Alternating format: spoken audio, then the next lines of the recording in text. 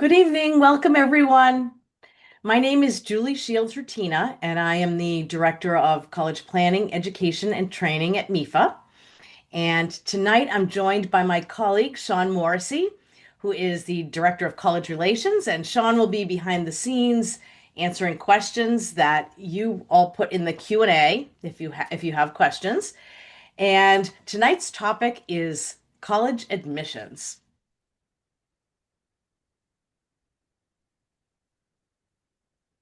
All right, a few logistics. You are in control of your own audio, and we have disabled the chat just so that you would put all of your questions in one place. So put them in the Q&A section if you have questions. If you would like closed captioning, you can use the live transcript button that says CC, and you'll see the words that we're speaking on your screen. And if you need to leave, you can leave at any point, and know that we will be sending you the slides and a recording, a link to both the slides and the recording tomorrow. And you can also use that to share with others that might have missed tonight's webinar. A little bit about MEFA is that MEFA has been around since 1982. So our mission back then was to help families finance a college education in Massachusetts, and we continue to have that mission, helping families plan, save, and pay, no matter what the age of the student. And we do that in so many different ways. So tonight's topic, again, is college admissions. And here's what we're going to talk about. We're going to go through some current trends. We're going to talk about how the student should create their college list. We'll talk a little bit about campus visits, the actual application process, and the components of that. And at the end, we'll talk a little bit about financial aid, and some free resources. But please know that MEFA has many, many webinars and resources on financial aid. We have an hour-long webinar about all the details of financial aid. So you should also make sure that you watch that webinar, come to one of those live webinars on financial aid and other related topics. So let's start by speaking about some of the trends in college admissions. So, one trend that continues throughout the years is that students are applying to a greater number of schools these days, and that has just continued to grow. And that happens for a number of reasons. And one is that one of the major applications out there called the Common App really makes it easy for students to be able to, once they file that Common App application, they can more easily add colleges. And so, for that reason, students do take advantage of that. That's one of the reasons. And also because, for some of those very selective schools, competitive colleges, we advise that students, if students are applying to a number of very selective and very competitive schools, that they apply to a greater number of schools, because the goal is really to be admitted to a number of colleges so that you have some great decisions to make in the spring of senior year. So, and that is happening. And that leads to something called demonstrated interest being a factor in admissions. Now, what is that?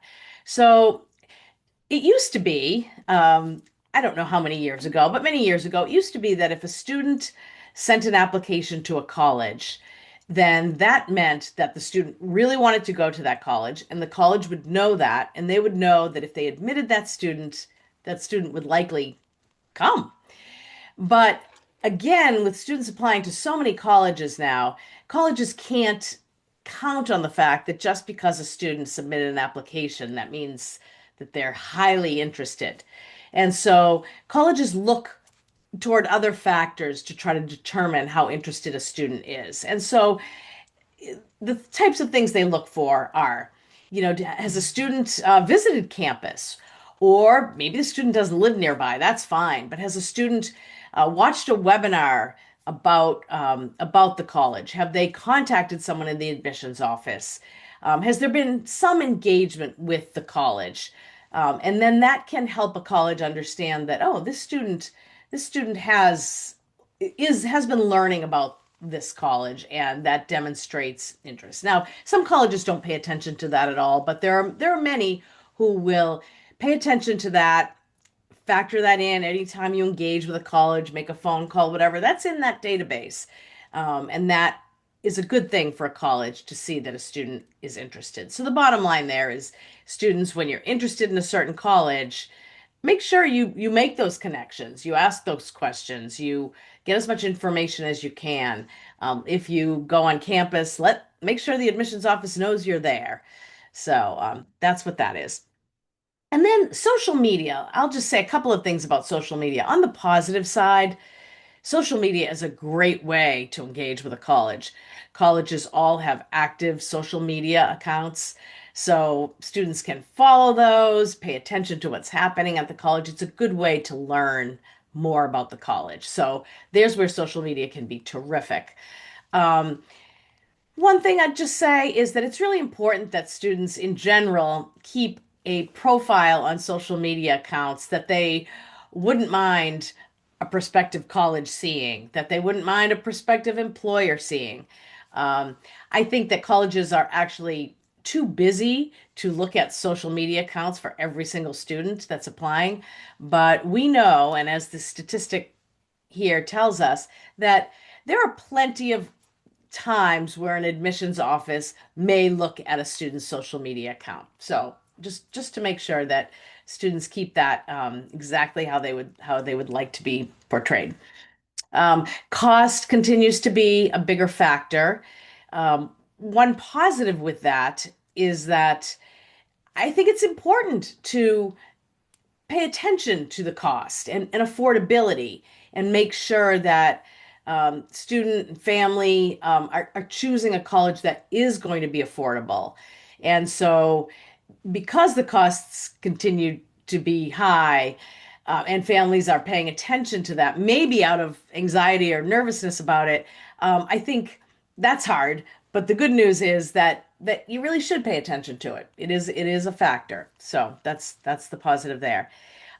One great thing is, during the pandemic, when people couldn't visit colleges, colleges had to really step it up and put a lot of virtual resources on their websites. And so they have admissions presentations, they have webinars like this, they have lots of ways that you can get information about a college online and virtual. And that never went away. So again, if a student doesn't live near a college, that's fine. They can still attend different webinars and connect with admissions professionals all virtually and online. Another piece is that there are more test optional schools and more applicants applying to those colleges. So, when we say test optional, that means the standardized tests of SAT and ACT, which used to be required at a lot of colleges. Now there are a high number of schools that make that optional, and we'll talk more about that as well. And what that does do, though, is it has more students applying to more colleges, which causes longer wait lists. So that's also a factor to consider. And finally, there's something called direct admissions, which is fairly new to the admissions world. And but you might experience this. So once a student applies either through the Common App or takes one of those standardized tests, sometimes colleges receive information about the student through those things. And what you may see is that some colleges are actually sending out admissions letters, acceptances, or pre-acceptances to students even before the students have sent in an application for admission. And that's because they know a little bit about you and they think you probably would be a really good fit. So if you receive an admissions acceptance from a college that you haven't applied to, that's probably what it is. And then usually in that acceptance, they'll say, this is pre-acceptance. All you need to do is, uh, you know, go in and fill out this short form and send us your transcript, and we you'll be admitted. So things like that are happening, and that maybe can be confusing, but it's also good because it lets some students know maybe they didn't know about a certain college where they would be a really great fit, and receiving that direct admissions letter will let the student explore that opportunity more. Another thing I'll say is that it's really important to stay organized through this process, right? There are a lot of colleges, there are a lot of deadlines, there are a lot of pieces to the application. So MEFA has something called College Application Manager on our website that you can download and just keep track of the colleges the student's interested in, the deadlines, what's required, and then financial aid deadlines, things like that. So you can either download that or just use a spreadsheet of your own, or I've seen big whiteboards in family kitchens. However, you want to keep track of this process. It's really important because there are a lot of pieces and you don't want to miss a deadline or something like that.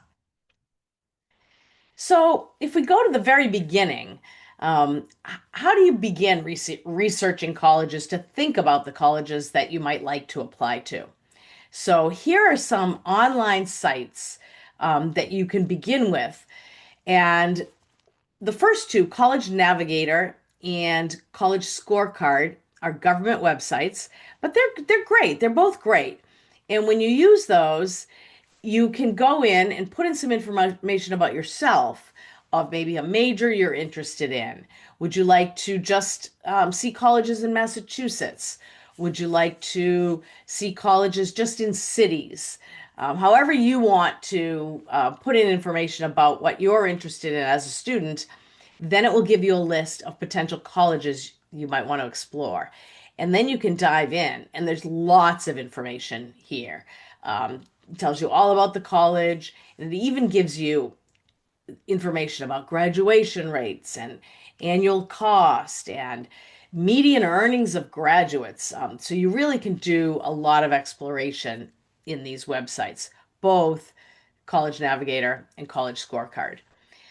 Big Future is a site of the College Board, another college search. Again, you go in, you put in information about yourself and what type of a college you're interested in, and you can be broad or you can be very narrow with your search, and then you can continue to change that and see a list of colleges that might be interesting to you, and just play around, explore, and get some ideas of colleges that you might like. And then, of course, once you see those, looking on the college websites as well, that's a really great way to start. MEFA also has a portal called MEFA Pathway, and you can access that at mefapathway.org. And you have to log in and create an account, but that's free. And we also have a college search and a tool that will match you based on the preferences that you give. So, what types of factors should you be considering when you're thinking about a college? So, some of them are listed here: institution size and location. So, that's really important, but it might be one that's really hard to know up front. If you ask a student, what size college do you want to go to? Well, how do they know if they haven't really been on a lot of college campuses? Um, but once they start exploring, and we'll get into even visiting, they'll probably have a better sense of what they'd like. So, institution size can be important. Maybe a student in high school has loved having classes that are very discussion based, and this student always likes to talk in class and kind of debate with their fellow students, and those are the classes that they found most fun in high school. Well, they want to make sure that they choose a college where some of the classes are going to be like that. Versus maybe you have a student that really likes to sit quietly in class, take in all the information, and then, really get into it further when they're studying back in their room or the library by themselves. And so a student like that might be fine or happier even in a larger lecture hall, just able to sit and take in all the information, and they don't need to be, right at the front having those discussions. So those are types of things that a student can think about when they're thinking about the size of a college. Do they want to maybe over the course of the 4 years know a lot of people on campus? Or do they hope that over the 4 years they'll keep meeting new people to the end and it feels more like a small city and they don't mind that? So those are things they'll figure out. And then, do they want to be in a city or do they want to be in an area where they're more rural, where they can go hiking, or maybe something in between that? And then a really, really important one is academic fit. Students really, I think, do best when they are with like-minded students. It's good to challenge yourself, and you want to have all kinds of students on your campus, but they can get a sense of, are all of the students here A students, received mostly A's in high school, and they received mostly A's in high school, and they want to be with that type of student, the student who, studies every night, and maybe even a little on the weekends because it's really important to them the academics are, high priority. Or there might be a student who, is more of a B plus student and really wants to, on the weekends, explore some other fun things. Maybe they like to go to a football game on Saturdays. Or maybe, again, we mentioned hiking, or they like to go to a show. They're going to take part in the theater and drama activities on campus. And they're going to study for sure, but um, it might not, it might look a little bit different. And they might really want to balance their academics with their other social activities. So they probably want to be on a campus that has a lot of opportunities for that. And those are the types of things they can find out by really exploring the details of the college. They want to make sure that the college has their intended major, if they know what major they want to be. Many students don't. Um, and they also want to know, this kind of fits into that classroom piece I talked about. Do they have a certain learning style? And if so, they want to make sure that the college they choose is going to support that. Campus culture, that might be what I talked about. Is it a big sports college? Is there a big football game, on Saturday in the fall, and that just takes over the whole campus? Or does the college have sort of a religious piece to it, where there are a lot of activities around that, so students can feel out the campus culture that way, maybe by talking with students and others on campus as well. Um, all colleges have so many activities to choose from. Really, it's a wealth there for a student coming to campus. But if they have a certain activity that's really important to them, then they want to seek that out and make sure that that's going to be available on the campus. And that's the same with study abroad programs, career and internship services. All colleges have that. But if one of those things is really important, they just want to make sure they talk with those offices on the campus as well. And then, as I mentioned, affordability is really important. So when we talk about financial aid at the end, it's good to get a good sense of is how affordable this college will be for your family. And then it's really important, if possible, to visit the campus. If it's far away, you don't need to, but maybe you visit other campuses that are like it, and that helps you get a sense of the type of campus you might enjoy. Anyone can go on a college campus anytime, walk around, get a sense of the place, go to a sporting event, go to a theater event or a music event. But once you get to be a junior in high school, I think it's really important to go on a formal visit, register with the admissions office, go on a tour. You usually have a student giving a tour, and you can ask all kinds of questions of that student. And they'll take you into buildings, they'll take you into a residence hall, housing, they'll take you into the dining hall, academic buildings, the library.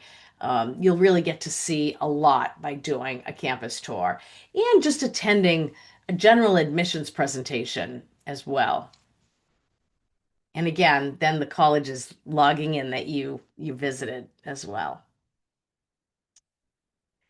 Another place that you can learn a lot about colleges and not have to travel is a college fair. And there are a couple of organizations, NACAC and NEACAC, the National Association of College Admissions Counselors and the New England Association of College Admissions Counselors, that hold college fairs regularly. So we've given you the links, and you can find those. And when you go to a college fair, it's usually, a huge room, auditorium, conference center with lots and lots of tables and representatives from different colleges all along the sides of the room. And students can walk around and talk to admissions representatives from the colleges and really get all kinds of questions answered, and, you know, be seen, and let the admissions representative get to know you. So those are great to attend, and especially to attend before you would ever take a long trip to visit a college. Really get to know the college right from your home here. And another piece, I know that admissions representatives from lots of colleges go to your high schools, and you can set up appointments one-on-one on the day that they're going to be there too. So that's another great way to get to know those admissions representatives. So when you're thinking about how to put your list together, you want to think about putting together a list where you apply to a number of colleges where it's very likely that you're going to be admitted. And you can find that out because all colleges have the profile of the last class who was admitted, and they talk about their grade point average and their standardized test scores if they have them. And you can read more about the current students who were admitted in the last class. And then from your other research that we were just talking about, learning as much as possible from these colleges. So you want to apply to a number of colleges where it's really likely you'll be admitted. Because again, you want to have good choices and options and keep all those doors open in the spring of senior year. You'll probably also apply to some colleges where it's very possible you'll be admitted. Your grades and your makeup seem like a really good fit for a certain college, so it's very possible you'll be admitted. But it is a selective school, and they usually receive more applications than they can admit, and so it's never 100% guaranteed. So it's possible you'll be admitted. You'll apply to a few of those schools. And then you probably have some dream schools, or you will. And those are really a reach. So I'll give an example. All the Ivy League schools, that's the Harvard, Yale, Princeton group, all of them are a reach for all students because those types of institutions just receive so many applications from super qualified students who could absolutely be admitted and attend those colleges. So, but they just can't all get admitted because of the size of the entering class. So, for everyone, those types of institutions are a reach. And it doesn't mean you shouldn't put them on your list. It just means you need to round out your list with the mix of the reach, possible, and likely colleges. So let's see, when will you apply to college? Well, let's talk about regular decision. Regular admissions deadlines are usually early January. In fact, right around the new year, right after the winter break. So that's regular decision. Submit early January, and then you will learn of your admissions decision maybe in March or April, even early April. And then you have until May 1st to make a decision. So May 1st is National Decision Day, and that's when you make a deposit at a certain college. But that's the regular decision timeline.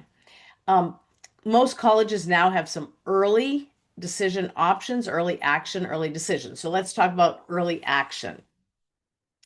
Those deadlines are usually in November or December of senior year. And students just apply by those early deadlines. And that way can usually hear about their admissions decision fairly early, sometimes before the winter break. So that's kind of nice for a student to at least hear one or two positive admissions decisions and have that in their minds, going into the winter break, and then continue to receive further admissions acceptances after that. So that's easy. And it's the same thing. You might learn early, but you don't have to actually choose until May 1st. Early decision is something different. That's something very specific. And the deadlines for early decision are in November and December, but that is a binding agreement. So, what you are saying if you apply to a college early decision is you are saying, if you admit me, I will attend. And that's the promise you're making that college. And you're also making the promise that if the college admits you, you'll withdraw your applications from all of the other schools. So, two things about that. One, wow, we talked about demonstrated interest. Does that demonstrate interest that you're making that binding agreement and promise with the college? Absolutely. So that's very good and is can be somewhat helpful um, on the admission side. But that's a really hard promise to make in that you are you need to know that that is by far and away your top choice, so far above the others that you don't mind withdrawing all of your other applications. You also need to know that you can pay for it. And so we'll talk about this, but you need to do a lot of work with the colleges up front and using some calculators that we'll talk about to see about what type of financial aid you'll receive so that you have a good sense that you are going to be able to afford that college. That's number two. And number three, not only do you have to have a good sense that you could afford that college, but you have to be sort of comfortable with the idea that another college that you applied to might give you $20,000 more, and you will never know because you will have withdrawn your applications from all of those other colleges, and you'll never know what you could have received financial aid wise because that's the binding agreement. So you have to be sort of comfortable enough that you can pay and you might be able to get more aid somewhere else, but you're going for this anyway. So that's early decision. And then rolling admission is sometimes colleges just open up their admission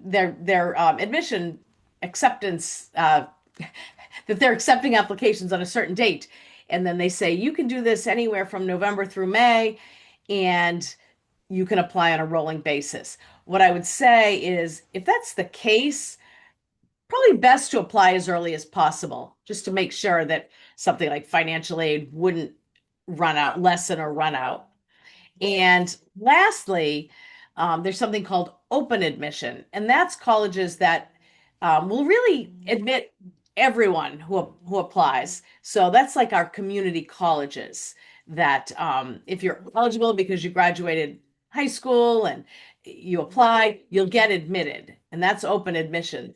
The only issue is that you may not get admitted to every single program. So there are some programs that are limited or more competitive, but you could get admitted to the college itself if it has open admission. And Sean, I see you, and I'm not surprised because people always have some questions about some of this. I'm just going to shut this door for a second. Okay. I don't know if you can hear my dog, but okay. No, no, can't hear Okay. Jackson at all. But a couple of questions about early action and early decision. So, Yeah. are you more likely to get accepted if you apply early action and or early decision? So I think early action probably doesn't sway things too much because that probably doesn't sway things too much. I mean, you have to be, um, you know, a good student in their eyes that they know is going to, they would admit anyway. You get admitted early action. I don't think it's a whole different, I don't think it changes whether you'll be admitted to a great, great degree.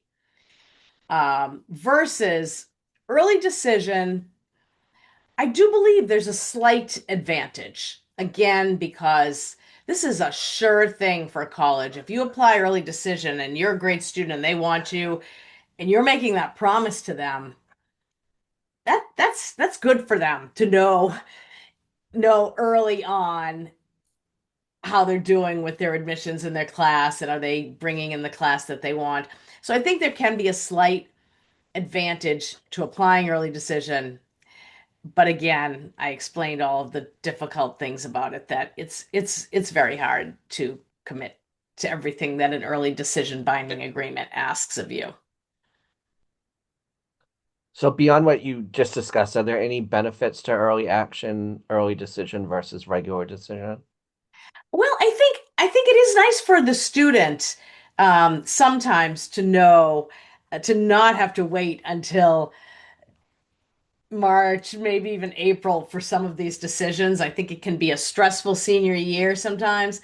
And so if there are some applications and you're ready and you could get a few in early, and then you could actually find out the decision early, I think that sometimes can be a positive, helpful thing for a student. And we have a question. Could you discuss restrictive early action? You know what? I don't know why at this moment I don't feel like I can. I don't feel like but I'm gonna have to do some research about that. Maybe we can, yeah, maybe we can write some type of an article, Sean, and put more information out about restrictive early action. Yeah, let me Okay. do that. I'm sorry. I don't feel like I can give you a great answer about that at the moment. But we'll get that information for you. So, So, and then there's another question. Is there any reason to not apply early action at every school? no, I don't think there is. The only thing we sometimes say is this whole process, causes a lot of stress and it's really stepped up. And so I think that because a lot of people can apply early and do these days, that sometimes feels like a stress for students where they feel like they're behind if they're not doing that. And maybe they're not ready or they want their fall grades to be included or they're just not quite ready. Then it's fine. I want to just say it's fine to apply regular decision. But if you are ready, it's also absolutely fine to apply to every school early.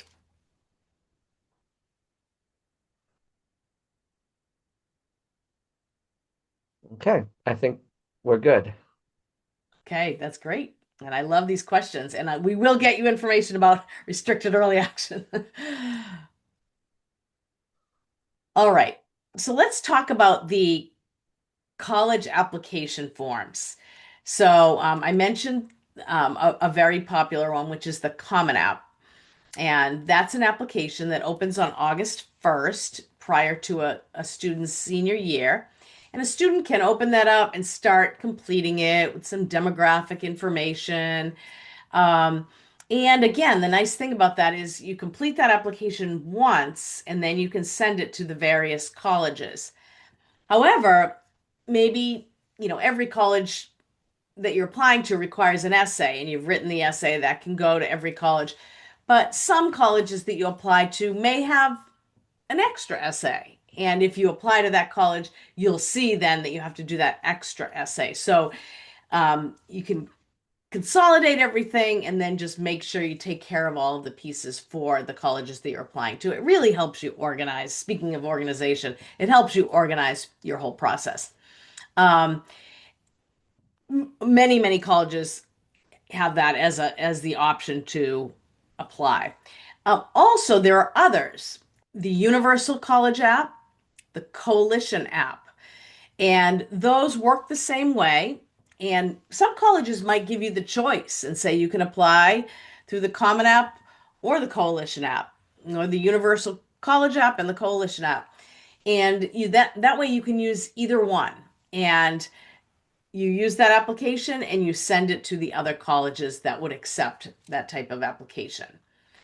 So again, that does make the college admissions process much easier.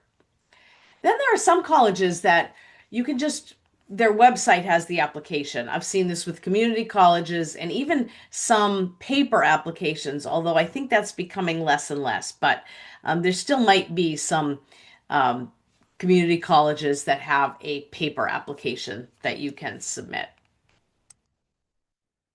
So when you think about the whole application that a student needs to submit, here are all the pieces, and then we're going to go through them a little more in a little more detail. So, and I will also say this varies from college to college. So, that's why it's important to stay organized. So, but mostly your application may include that application form that we just discussed, maybe the Common App, maybe the Universal College App, your high school transcript, very important piece.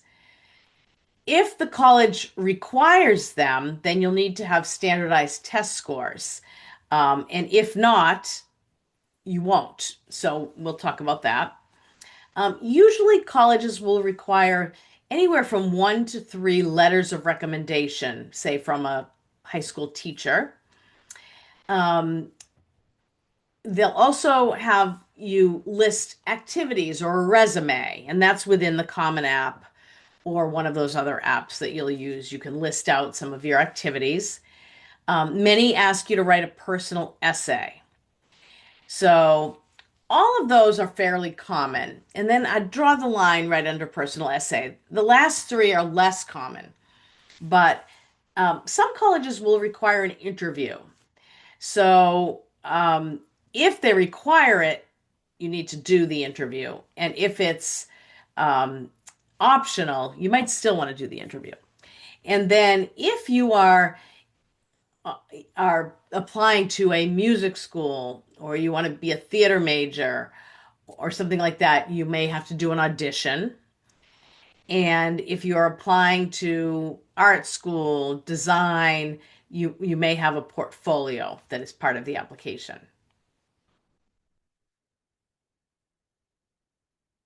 Let's talk a little bit about academic readiness. By far, college admissions folks tell us that the most important piece of your application and what is so important to the colleges is the academics. Mainly because they want to make sure that they admit you and that you'll be super successful at that college. And so that's really important. Your transcript is really important. And what are they looking for on the transcript? Well, they're looking for decent grades, um, and they're looking for rigor. They're looking for a student who has taken advantage of maybe some accelerated classes, maybe some honors classes, maybe some advanced placement classes. That they're looking for students who have challenged themselves. And then we always get the question, good grades versus challenging classes. Am I better off getting an A in an easier class or getting a B in a more challenging class? And really, it's sort of both. Colleges want to see good grades, that you've worked hard, but they also want to see that you've challenged yourself. So if you maybe are taking a more challenging class and that dropped your grade, half a point, I think that's fine. They'd still rather see you taking the challenging class. But if that class is really hard and you're really going to suffer grade wise, then you don't want to be doing that. You want to be taking a class that is challenging for you and that you can be successful in. So, and you don't have to take all honors classes or all advanced placement classes. You really want to challenge yourself, but all and be learning, but also show success. Um, they also like to see improvement over time. So let's see a student has a freshman class grade that's not too great, but then the whole transcript lightens up from there and is really great. Colleges will understand that the transition to high school can be difficult, and actually to see a student overcome that and continue to do well is probably a really good sign for a college admissions representative. And then they just want to make sure that your high school transcript is also relevant to your college plans. So if you are applying to a certain type of program, to nursing, to engineering, does your high school curriculum give you the skills um, to be applying? And you've done well in some of those math classes and science classes. So they look at that. And there is a sliding scale for mass public colleges and universities as far as your grade point averages, and some of them then balance that with a standardized test score. So you can look at that online as well. And then standardized tests. So the two that we'll talk about are the SAT and the ACT first. And those are the all colleges accept both of those. Students take a PSAT prior to taking the SAT. They can also take a practice test on the ACT as well. And I would just say that those practice tests, PSAT, or the one that ACT uses to prep for ACT, are really great for students to take to just learn about what they need to study a little bit more on. And then by the time they take the SAT or the ACT, they'll have had that practice. There's all kinds of practice help. You can go to act.org, collegeboard.org, and really register and do practice questions, take practice tests. All of that is helpful to be prepared to take those actual tests. And you can take them a couple of times too. And you don't have to decide at the moment when you take the tests, you don't have to have them sent to any colleges. You can wait and see how you did and then decide, um, if you're going to send them. You'll send them to the colleges that require them, but you will also decide if a college doesn't require the test, it's optional. You'll only want to send that if you do really well, and that's going to be a real positive to your application. Then you might send your test along anyway. And there are so many schools, 2,100, that are test optional and don't require that test anymore. And as for prep and as for which tests to take, we hear that students should practice both. Maybe take a full length practice test of each one and kind of see how you feel. Those two tests have a slightly different feel. And which one do you do better on? Which one did you like taking better? And then go full on to practice on that one. And that's the one that you can end up sending to schools, and especially the schools that require it. And then if you've taken some advanced placement classes in high school, at the end of taking those classes, you'll take an AP exam. And those are college level classes. So that looks really good in the admissions process. And especially if you receive, a high score on that AP exam, that can even place you out of introductory classes, move you more quickly through your major. So sometimes even allow you to finish college, maybe you'll be up a class the whole time. So, or another semester you could take a lighter load because you had those AP exam scores going into college. And then as for the activity list and resume. Oh, did you have a question? You want to go back, Sean? Yeah, just a couple of questions on the Yeah. SAT. Yeah. First, would you recommend taking the SAT twice? And do colleges still take the highest score from each test? Great, two great questions. So, yes, in fact, I used to work for the College Board, and I remember this was a big piece of information that was important that when students take the SAT twice, their score usually goes up that second time because they've been through it once and then they practice in between, practice the things that they got wrong, and the score usually does go up the second time. And I'll add something else. If they take it a third time, the gain is usually smaller. So it's going from that taking it once to taking it twice that usually gives a student a gain there as long as they do some practice in between. So yes, twice is a good idea. And yes, It's something called super score where colleges will take the highest score when you take it a couple of times. Great. And one more question. How do you know if you should still send your SAT score to a test optional school? Yeah.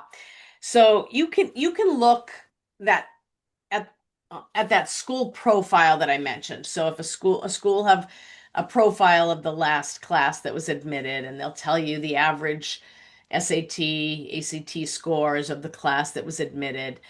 Um, and I would say you would want your score to be above that. If your score, say your score is right in line with that, that's fine. That's great. But you don't need to send it because you only want to send it when it's going to be a real boost to your application. Otherwise, you might want to leave it off because basically colleges look at every part of your application and that's what they use to make their decisions. So if it's a test optional school and you don't send a test score, that's fine. They're just going to look at what's in front of them. Um, and so you don't need to send that score. But if that score is excellent and will be a boost when they're looking at your application, that's when you would send it. And one last question, when is the best timing to take the SAT? Yeah, students usually take it in the spring of junior year and again in the fall of senior year. And that gives that time period over the summer too to practice. And again, just because these tests are so intense and they're long and um, doing practice tests is a really useful task and skill that can really help boost that test score for that second time. Thank you. Great. All right, so that activity list and resume. What I would say about this is students should not feel like they have to pack in as many activities as possible on this list. That's not really what it's about. What colleges are trying to get here is they just want to understand, oh, what's the student interest in outside of academics? What are they going to be able to bring to the college based on these extracurricular activities that they have been doing and enjoy and might continue to do on college at college. And so really it's showing the things that you have done, and they would prefer to see depth that you're in a club for 3 years and you actually take a leadership role that last year and you organize a clothing drive. um, Students who work after school and can't take advantage of all of the activities, that's fine. They're bringing so many extra schools and skills, and they're showing responsibility and leadership. Colleges like to see all of that employment, any community service. Maybe you go home after school and you um, babysit your younger sisters and brothers. That shows a lot about you, and colleges like to see that. So it doesn't matter whether you play a sport or you have a job or you do community service or you go home and mind your younger brothers and sisters. All of that is great. And it's just showing, who you are, how you spend your time, the skills you're learning, and what you might bring to their campus. So it's just nice to be able to include all of that. And then the essay. Oh, everyone stresses about the essay for some reason. Um, so really what I would say about the essay is this: the essay is really a place where you, the student, have a little bit of control over what you write about. Your grades at this point are your grades, your test scores are your test scores. Um, your activities are your activities, but choosing to say a little bit about yourself so that the college admissions folks can learn something about you that they can't see in the rest of the application. So you should share something meaningful, personal, write about something you want to write about, And the key is start writing early so that you can have many drafts and you can start to feel really good about this writing piece that you're going to give to the college.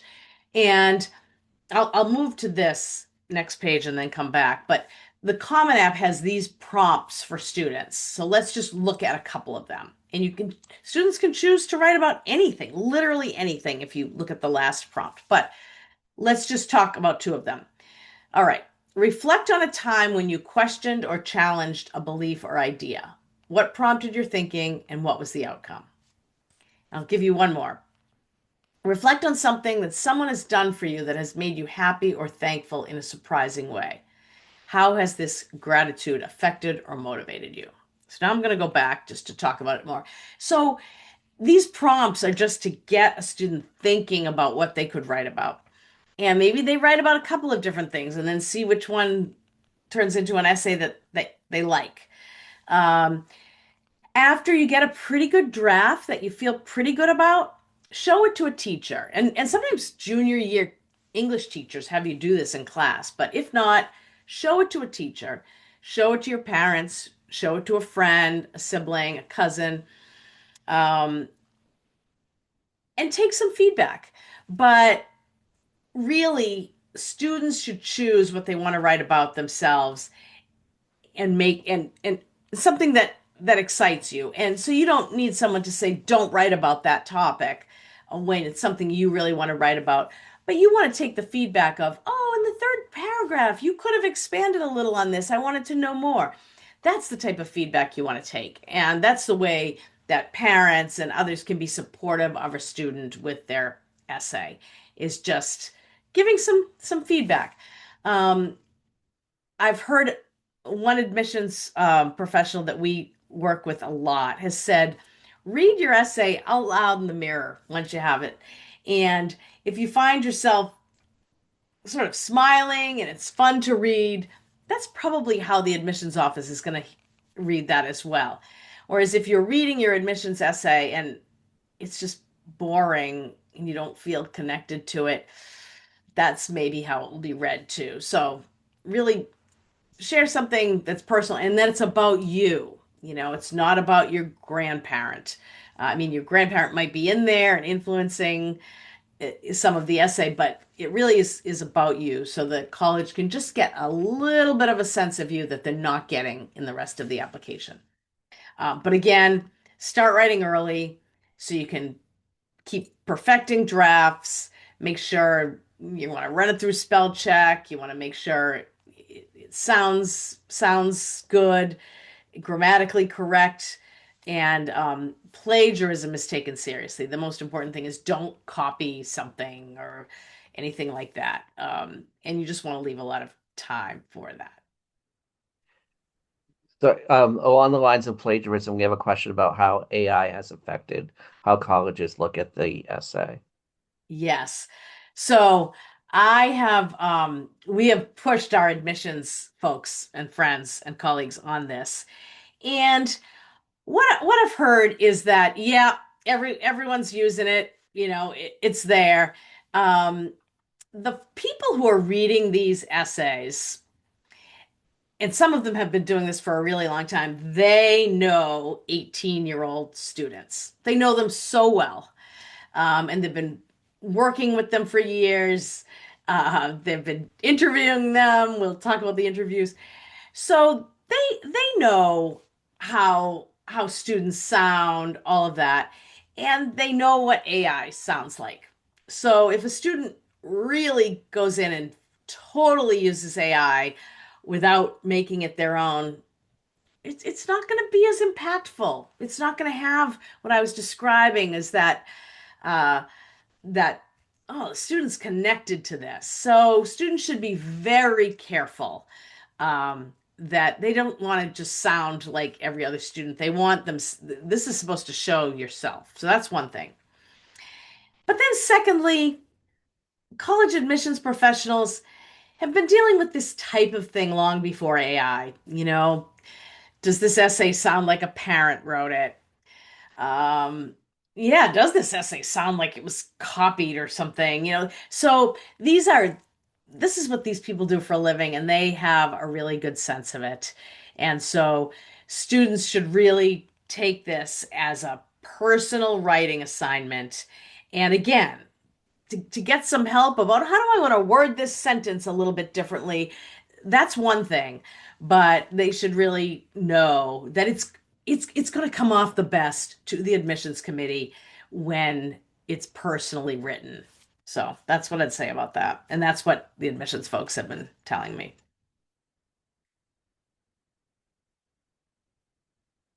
All right, we talked about the essay prompts, which basically leaves everything wide open. See that last one? Share an essay on any topic of your choice. It can be one you've already written, one that responds to a different prompt, or one of your own designs. So, students, but these prompts can be helpful, hopefully. All right, the letters of recommendation. So, again, colleges will ask probably for anywhere from 1 to 3 recommendations. And sort of the conventional wisdom is use junior year teachers who teach one of the 5 subjects: math, English, history, science, foreign language, maybe, um, in junior year, because that's the most recent. That's typically who you'd be asking. But there's something that's even more important than that, and it's you want someone who knows you well and can give some helpful perspective in that recommendation. So you really want to choose someone who knows you well, and if they fit into that junior year, one of those core subject teachers, that's great. But if in your case there's a coach or someone at the job that you're working at that you think can really talk about you and how you work and how you've done in a class, then that's fine too, because that knowing you well is most important. And just find out from your high school, what are the guidelines? Is there a guideline? Is there a form to submit to your teachers? It's usually around April vacation junior year that your school counselors will tell you should ask your teachers. You want to give them a long period of time to write that. And sometimes the most popular teachers and the ones who write really great recommendations, everyone asks them. So make sure that you ask them early, thank them. And usually, if the school has a form, the more you tell them about yourself, I'm applying to these schools and this is the major I'm thinking about. And I chose, I'm asking you to write this because of the great experience I had in your class where I came in thinking history wasn't my one of my favorite subjects and, you know, got so involved in blah blah blah. Helping the teacher remember the experience you had in the class is always helpful because again, they may be receiving lots of requests. And do thank the teacher at the other side too. And then interviews. I mentioned not a lot of colleges don't have interviews options or requirements, but some do, and there are usually 2 types: informational and evaluative. So, informational would be an interview that is purely informational, mostly for you, a little bit from the college when they can meet you, but it's not a huge part of the admissions application. But evaluative means that conversation is part of the admissions application, and there are notes in there and rankings and all of that. So, just important to know what type of an interview it is. But basically, this is just a face-to-face conversation, and sometimes with a person who works in the admissions office, sometimes with an alum that you would meet outside of the college. And some colleges want you to do this prior to you submitting an application or right at the same time, and other colleges will ask you to wait and you submit your application, and at that point they tell you how to set up an interview. So get that information on the college website about exactly what their process is, and you want to follow their process, and if they require an interview you want to make sure you have that interview. And as far as what this is like, this is again uh, people who like doing this and want to talk to high school seniors. If an alumnus, signs up to be an interviewer for a certain college, oh, they probably love their college and they're excited to see new students coming up and want to share and want to hear from you.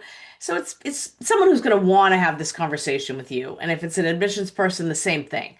So students should try not to be nervous, but do some homework beforehand. Make sure you really have done a lot of research on the college. You've looked into it. You know why you're applying. Um, and you have some real questions to ask the interviewer. And secondly, just do a little internal evaluation too, and think about yourself and think about where you are in life, what you're hoping to get out of a college experience, what you think a college major might be, what have been your favorite classes in high school, what you do after school with your friends, what movies you like, what books you've read recently, how you spend your time. Think about all those things because those are the types of conversational things that this person is going to ask you, and you just want to have. You know how it is when you haven't thought about it, and someone says, "What's the last book you read?" And it was 3 weeks ago, and you don't remember it. You know. So just have thought about some of those things in advance, and but then kind of go as yourself, relax, and just have that conversation with a person who's thrilled to have it with you. All right, so then the admissions decision. Again, this could come earlier in the year, but it will definitely come in March or April. So you'll have some time to weigh all of these decisions before you have to make a decision on May 1st. So here is what could happen to your application. You could be admitted. So you could be accepted, and that's, of course, the best.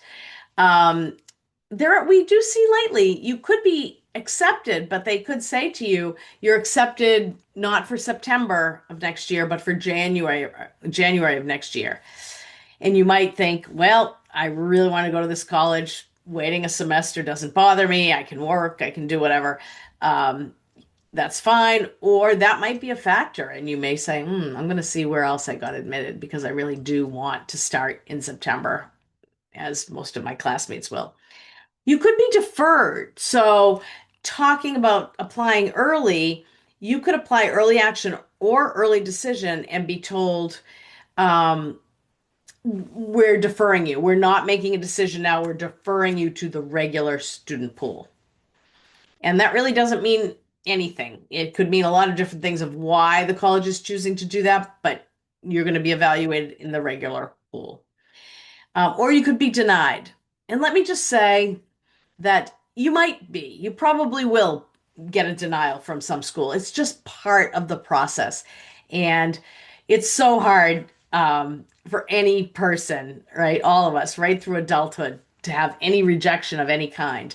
So to be rejected probably will feel bad, but try to quickly tell yourself, this isn't about me.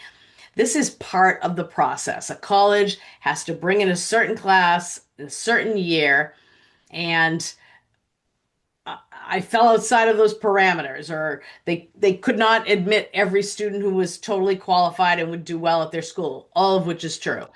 Had an exceptionally strong pool that year, and I just happened to graduate that year. So try not to take it personally, even though it probably won't feel great. But that's why you want to apply to that variety of colleges because you want to have good colleges that you're excited about, and to have some choice and make that decision. And then you could be waitlisted. And waitlisted is tough because um, waitlisted is not the rejection, right? It's saying maybe. So what do you do if you're waitlisted? First, you want to tell the school, thank you, I want to stay on this wait list. I am interested in staying on the wait list. And to be honest, you want to keep telling the school that every couple of weeks because as the admission process goes along and students make decisions and May 1st comes around and more students make decisions, If you're still interested in that school, you want to keep telling them that you're interested so that they know you're still available if they start to move to their wait list and move through their wait list. Um, at the same time, you kind of want to mentally move on. You want to let the school know you're still interested, but you need to move on because you actually need to deposit and accept admission to a college that has accepted you by May 1st. So, and if I will say, if you do that and then you get accepted off the wait list at the other school, you probably will lose that deposit. All things to just understand. So, kind of move on and begin deciding from among the colleges that accepted you. But those wait lists, people get taken off those wait lists all the way through September, so you can still continue to let them know. If you have anything else to share, you win a big award at graduation, something like that. By all means, when you're telling the college you're still interested in coming off the wait list, share anything like that with them as well. All right, before we move on to college affordability, any other things we should cover, Sean? I think we're good right now, Julie. Okay. So let's talk about college affordability, but I'm going to say it again. MEFA has other webinars on applying for financial aid, on the different forms you need to apply for financial aid, all kinds of topics, paying the college bill. So please attend some of those webinars as well. But here are some things you can learn as you're exploring the colleges. What is the cost of attendance? So that's the cost that includes tuition and fees and housing and food and miscellaneous expenses. Find that out for the different colleges you're looking at. Find out what financial aid applications they require and when are the deadlines for those. Find out if they award their financial aid to students based on financial need or based on merit or both.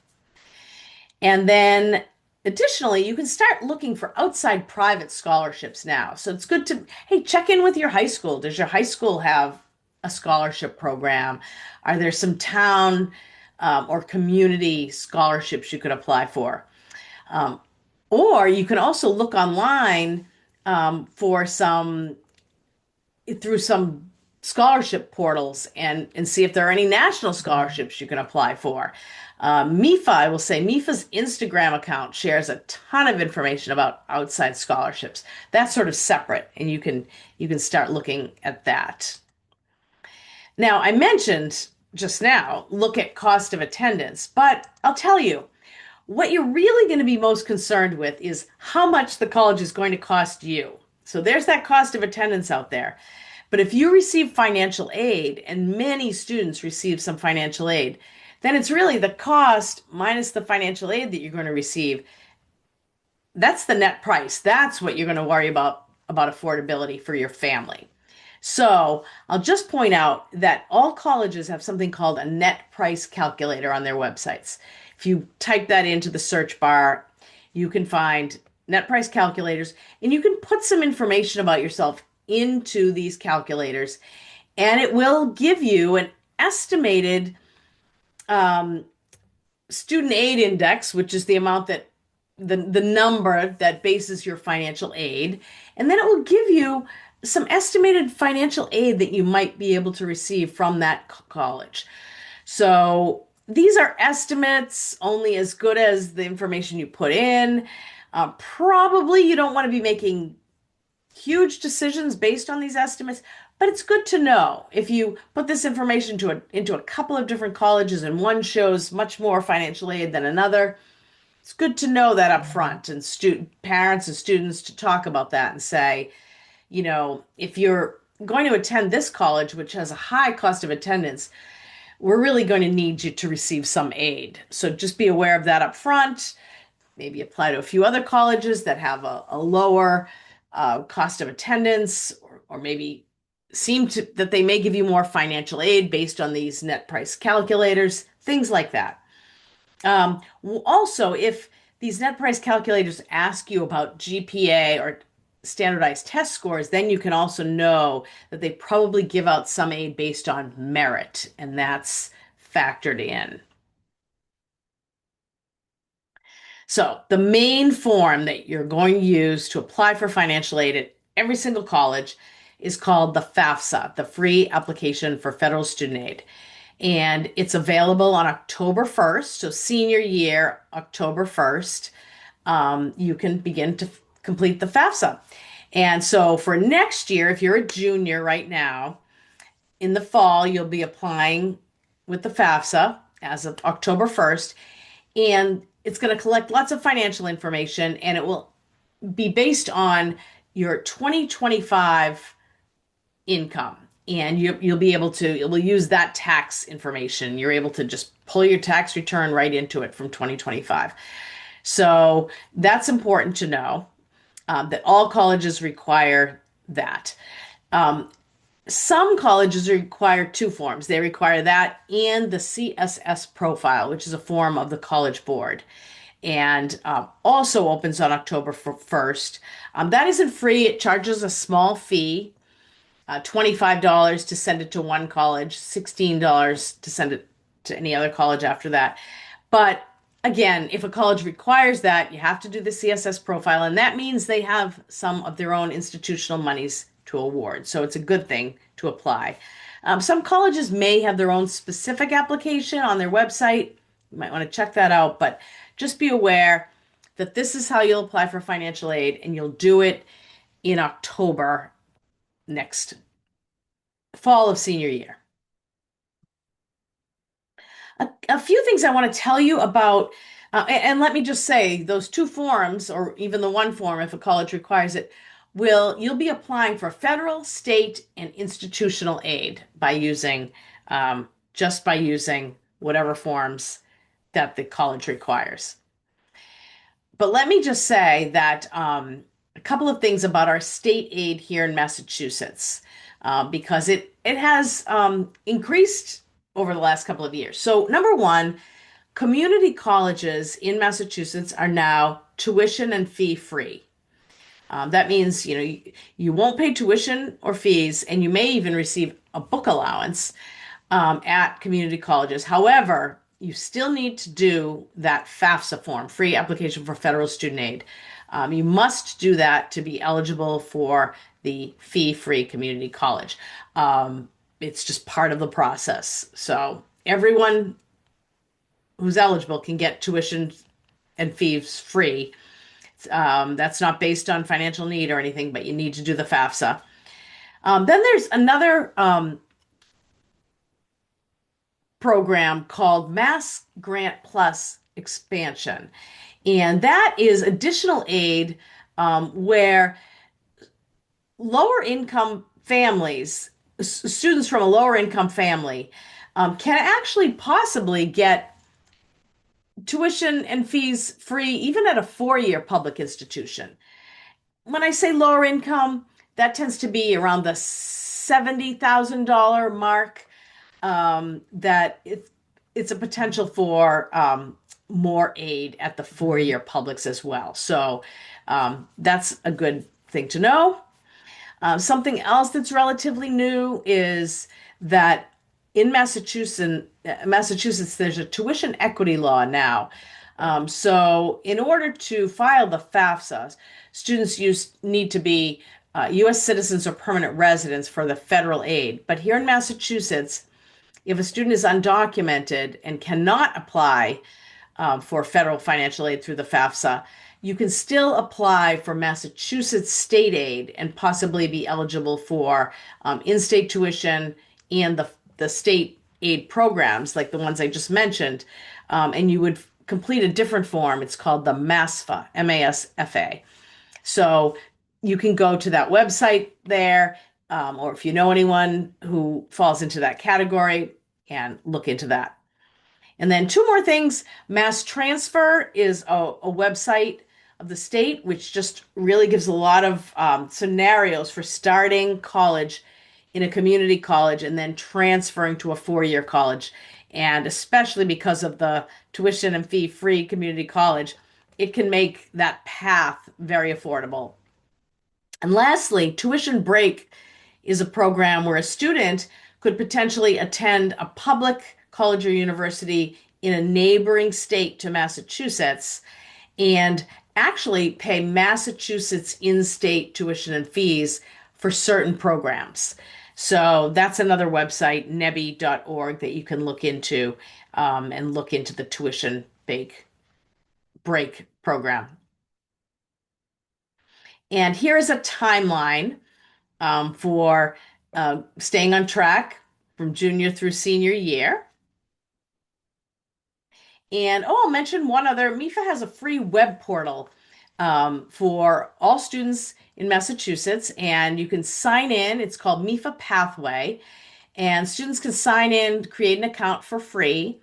And it's very useful. You can take some skill and interest assessments. If you're not really sure what you want to do in college, you can do some career exploration. There's a college search, and there's some financial aid and scholarship information in there as well. And you can set up your account and then keep going back, and it saves things so that you have a nice portfolio of where you are with things. So check that out if you would like some help kind of figuring out what your next step is. So, what else you can do now? You can sign up for any upcoming MEFA webinars, and that will go all through senior year. So, stay in touch with that. Make sure you're beginning to research colleges. Try to keep that fun. Maybe take a few trips to some local colleges. Participate in campus tours. You'll really start to get a sense of what you like as you continue to visit some colleges, and then start creating that college list so that you have a nice balanced list by the fall. And then here are all the ways you can connect with us on social media. MEFA also has a podcast called the MEFA Podcast. We have YouTube videos. We're on LinkedIn and again, Facebook, Instagram, and X. And you can always call us or email us with your questions as you go through this process, junior year, senior year. All right, so I'm gonna stop the share and see what other questions we have. Yeah. Could you just go back to slide 27 for a moment, please? Someone Oh, just wanted to see that one for a little bit oh longer. yes. All right, I'm gonna share again. There we go. 27. Which one was that?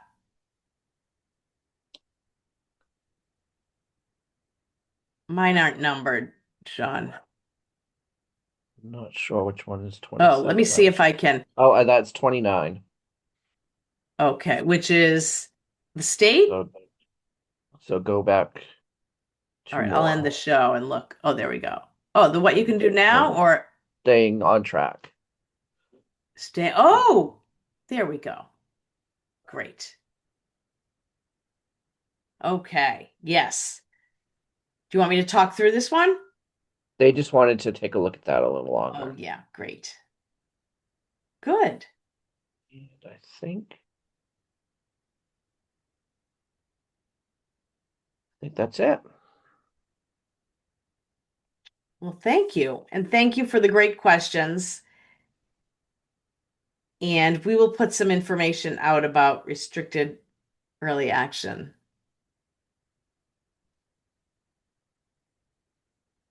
All right. Thank you, Sean, for your help. And thank you, Okay. everyone. I'm going to go. You'll get these slides, so you'll have this. You'll get a link to the recording, and I'll put these numbers up again too, so you can see those. And please stay in touch and good luck. And I hope you can um, enjoy this process as well. All right. Thank you and good night. I'm just typing the answer to one more question. Oh, great.